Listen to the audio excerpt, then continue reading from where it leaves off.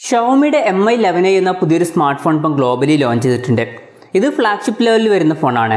പിന്നെ ഈ ഒരു ഫോൺ മുമ്പ് ചൈനയിൽ ലോഞ്ച് ചെയ്ത റെഡ്മി K40 Pro Plus എന്ന ഫോണിൻ്റെ റീബ്രാൻഡഡ് വെർഷനാണ്. ഈ ഒരു വീഡിയോയിൽ നമ്മൾ നോക്കാൻ പോകുന്നത് MI11 എന്ന ഫോണിൻ്റെ വിശേഷങ്ങളാണ്.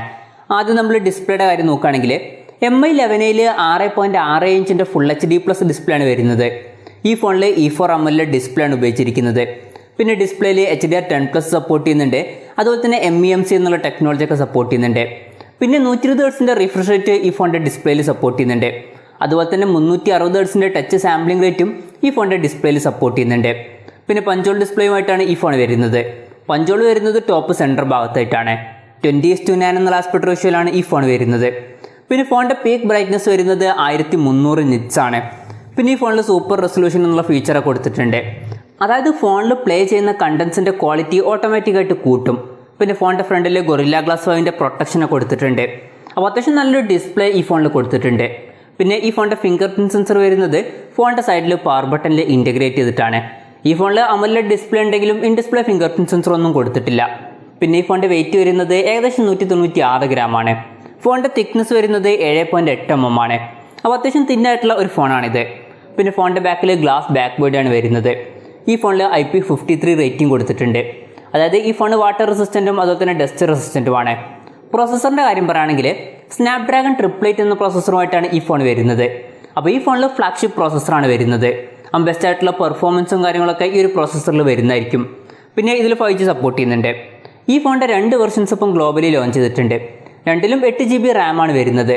ഒരു വെർഷനിൽ 128GB ഇൻറ്റേർണലും മറ്റൊരു വെർഷനിൽ 256GB ഇൻറ്റേർണലും വരുന്നുണ്ട്. പിന്നെ ഈ ഫോണിലെ LPDDR5ൻ്റെ റാമാണ് ഉപയോഗിച്ചിരിക്കുന്നത്. UFS 3.1 സ്റ്റോറേജ് ടൈപ്പുമായിട്ടാണ് ഈ ഫോൺ വരുന്നത്. പിന്നെ ഫോൺ പെട്ടെന്ന് ഹീറ്റാതിരിക്കാൻ വേണ്ടിയിട്ട് ലിക്വിഡ് കൂളിംഗ് പോലുള്ള ടെക്നോളജിയൊക്കെ ഈ ഫോണിൽ കൊടുത്തിട്ടുണ്ട്. പിന്നെ ഈ ഫോണിൽ IR ബ്ലാസ്റ്റർ വരുന്നുണ്ട്. സ്റ്റീരിയോ സ്പീക്കേഴ്സുമായിട്ടാണ് ഈ ഫോൺ വരുന്നത്. ഈ ഫോണിൽ ഡോൾബി അറ്റ്മോസിൻ്റെ സൗണ്ട് സപ്പോർട്ട് ചെയ്യുന്നുണ്ട്. അതുപോലെ തന്നെ ഹൈറോസ് ഓഡിയോയും സപ്പോർട്ട് ചെയ്യുന്നുണ്ട്. പിന്നെ ഈ ഫോണിൽ 3.5 mm ഓഡിയോ ജാക്ക് കൊടുത്തിട്ടില്ല. ആൻഡ്രോയിഡ് 11 ബേസ് ആയിട്ടുള്ള MIUI 12.5 സോഫ്റ്റ്വെയറുമായിട്ടാണ് ഈ ഫോൺ വരുന്നത്. പിന്നെ ക്യാമറയുടെ കാര്യം പറയുകയാണെങ്കിൽ ഫോണിൻ്റെ പിന്നിൽ 3 ക്യാമറ സെൻസേഴ്സാണ് വരുന്നത്. 108 മെഗാപിക്സലിൻ്റെ f1.75 അപ്പേഴ്സിൽ വരുന്ന മെയിൻ സെൻസറാണ് വരുന്നത്. ഇത് സാംസങ് ISOCELL HM2ൻ്റെ സെൻസറാണ്. പിന്നെ ഈ ഫോണിൽ 8 മെഗാപിക്സലിൻ്റെ f2.2 അപ്പേഴ്സിൽ വരുന്ന അൾട്രാ വൈഡ് ആംഗിൾ ലെൻസ് വരുന്നുണ്ട്. ഇതിൻ്റെ ഫീൽഡ് ഓഫ് വ്യൂ വരുന്നത് 119 ഡിഗ്രിയാണ്. പിന്നെ മൂന്നാമത് 5 മെഗാപിക്സലിൻ്റെ f2.4 അപ്പേഴ്സിൽ വരുന്ന ഒരു ടെലി മാക്രോ ലെൻസ് വരുന്നുണ്ട്. സെൽഫി ക്യാമറയുടെ കാര്യം പറയുകയാണെങ്കിൽ ഫ്രണ്ടിൽ 20 മെഗാപിക്സലിൻ്റെ f2.4 അപ്പേഴ്സിൽ വരുന്ന സെൽഫി ക്യാമറ ആണ് വരുന്നത്. പിന്നെ ഈ ഫോണിൽ 4520 mAhൻ്റെ ബാറ്ററി കൊടുത്തിട്ടുണ്ട്. 33 വാട്ടിന് ഫാസ്റ്റ് ചാർജിങ് സപ്പോർട്ട് ചെയ്യുന്നുണ്ട്. Type-C ചാർജിംഗ് പോർട്ടുമായിട്ടാണ് ഈ ഫോൺ വരുന്നത്. പിന്നെ ഈ ഫോൺ ഇപ്പോൾ ഇന്ത്യയിൽ ലോഞ്ച് ചെയ്തിട്ടില്ല. ഇപ്പോൾ ഗ്ലോബലിയാണ് ഈ ഫോൺ ലോഞ്ച് ചെയ്തിരിക്കുന്നത്. പിന്നെ ഈ ഫോൺ ഇന്ത്യയിൽ ലോഞ്ച് ചെയ്യുന്നതായിരിക്കും. വിലയുടെ കാര്യം നോക്കുകയാണെങ്കിൽ ഈ ഫോണിൻ്റെ 8GB റാം 128GB ഇൻറ്റേർണൽ വെർഷൻ്റെ വില വരുന്നത് €649 ആണ്. അതായത് ഏകദേശം 55,900 രൂപ. പിന്നെ ഈ ഫോണിൻ്റെ 8GB റാം 256GB ഇൻറ്റേർണൽ വെർഷൻ്റെ വില വരുന്നത് €699 ആണ്. അതായത് ഏകദേശം 60,300 രൂപ. പിന്നെ ഈ ഫോൺ ഇന്ത്യയിൽ മിക്കവാറും MI11X Pro എന്ന പേരിലായിരിക്കും ലോഞ്ച് ചെയ്യുക. അങ്ങനെയാണ് ഇപ്പോൾ ഉള്ള റിപ്പോർട്ടുകൾ പറയുന്നത്. പിന്നെ ഈ ഫോണിൻ്റെ ഇന്ത്യയിലെ കറക്റ്റ് ലോഞ്ച് ഡേറ്റിനെ പറ്റിയിട്ടുള്ള കാര്യങ്ങളൊന്നും ഇപ്പോൾ അറിയാൻ കഴിഞ്ഞിട്ടില്ല.